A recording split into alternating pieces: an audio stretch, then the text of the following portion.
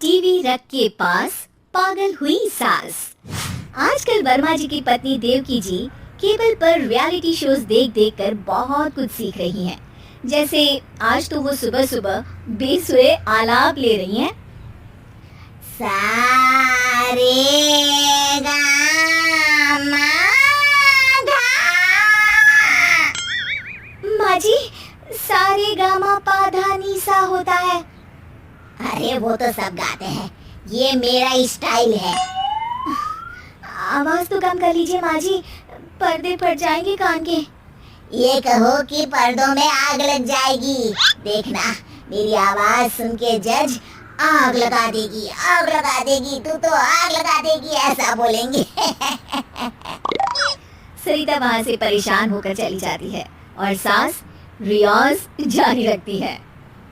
सारे गाओ, सारे नाचो। तभी बाबूजी दुकान से लौटते हैं। अरे देवकी, क्यों तानसेन बनी हुई है? कान से खून निकालोगी क्या?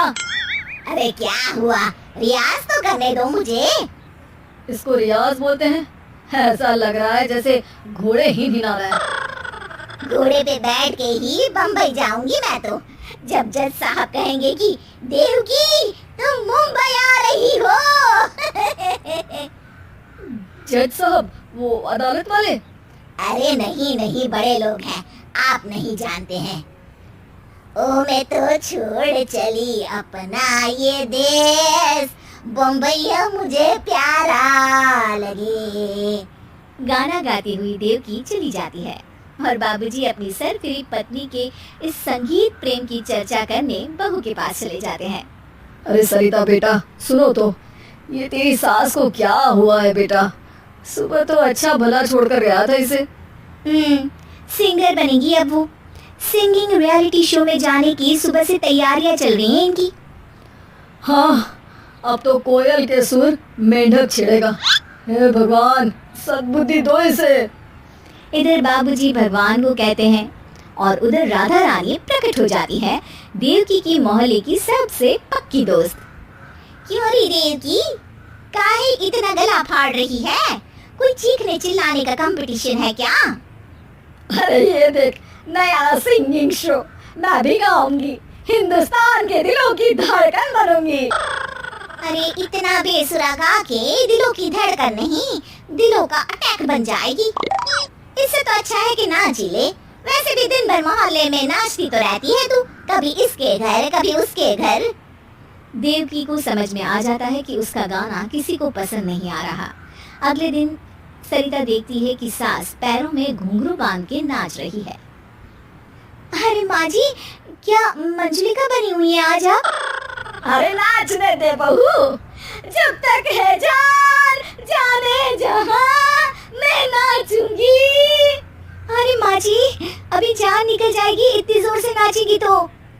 अरे अरे क्या कर रही हो? अरे दिख नहीं रहा, डांस कर रही हूँ। अरे जैसी तुम्हारी हरकत है, तुमको तो नागिन डांस करना चाहिए। वो भी करूंगी, भांगड़ा भी करूंगी, देखना। जज मुझे देख के स्टैंडिंग ओवेशन देंगे। हाँ, स्टैंडिंग ओवेशन तो देंगे ही, ताकि खड़े होकर वहां से भाग सके तुम्हारा डांस देखकर। अरे कुछ ढंग की चीज करो, ये रोज क्या नया शुरू कर देती हो? सास को लगता है कि उसका डांस का सीन भी बिगड़ गया। अब वो टीवी देख के कोई और कलाकारी ढूंढने लगती है। तभी उसे टीवी पर खतरों के खतरनाक खिलाड़ी शो दिखता है, जिसमें लोग अलग अलग स्टंट करते हैं। बस देवकी को नया काम मिल जाता है। अगले दिन सुबह देवकी डंबल लेकर कसरत करने लगती है।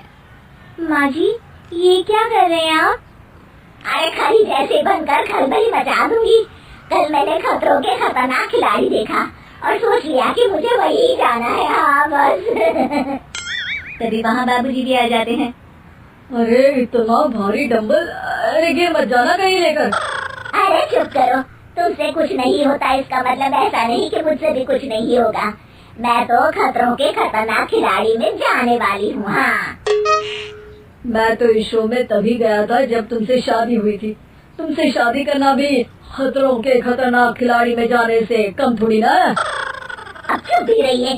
अरे बहू, वो भारी वाला डंबल उठा कर ला दो।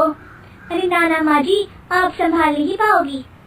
अरे मैंने टीवी में देखा था, एक आदमी कार उठा लेता है, इतना तो मैं उठा ही सकती हूँ ना। बहू घबराते हुए भारी वाले डंबल माँ के हाथ में दे देती है। जैसे ही माँ दोनों हाथ ऊपर करती है, पूरे शरीर का बैलेंस बिगड़ जाता है और वो पीछे की तरफ गिर जाती है। डंबल जाकर टीवी में लगता है और टीवी फूट जाती है। माँ जी, उठिए माँ जी। बाबूजी बहुत तेज हंसने लगते हैं। बाबा बाबा, टीवी और बीवी दो टेंशन थे मेरे, आज एक कम हो ही गया।